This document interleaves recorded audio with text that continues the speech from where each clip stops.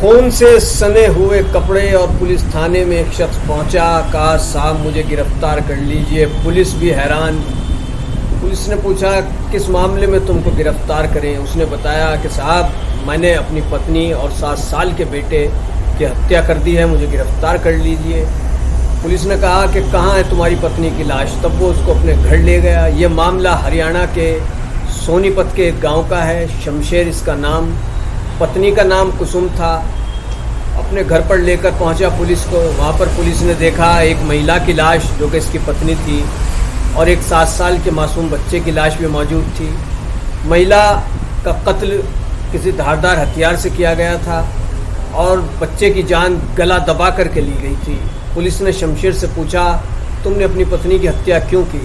उसने कहा मुझे अपनी पत्नी के कैरेक्टर पर, उसके चरित्र पर शक था, इसलिए मैंने अपनी पत्नी की हत्या की, और मैंने इसकी हत्या किसी धारदार हथियार से की है। मैं जब तक इसकी गर्दन पर वार करता रहा, जब तक मेरी पत्नी कुसुम की जान नहीं चली गई। पुलिस ने पूछा कि तुमने अपनी पत्नी की हत्या तो इसलिए की कि उसके कैरेक्टर पर तुमको शक था, लेकिन अपने मासूम बच्चे की जान क्यों ली। तो आरोपी शमशेर ने बताया कि जब मैं अपनी पत्नी की हत्या करने चला तो मेरे जहन में ये ख्याल आया कि मेरे इस बच्चे का क्या होगा, कौन इसका लालन पालन करेगा, कौन इसकी मेरे जेल जाने के बाद देखभाल करेगा।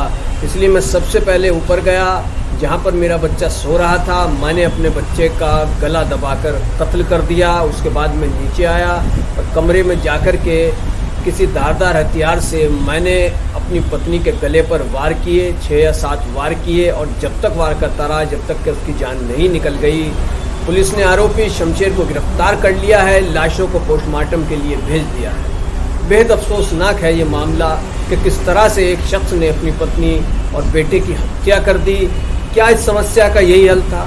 वो सोचता, समझता, मशवरा करता और इस समस्या का कोई हल निकालता, लेकिन उसने क्या किया, उसने जहां अपनी पत्नी की हत्या की वहीं मासूम 7 साल के बेटे का भी कत्ल कर दिया और खुद भी जेल को चला गया। किस तरह से एक हंसता खेलता परिवार बर्बाद हो गया, तबाह हो गया, जिंदगियां ख़त्म हो गई।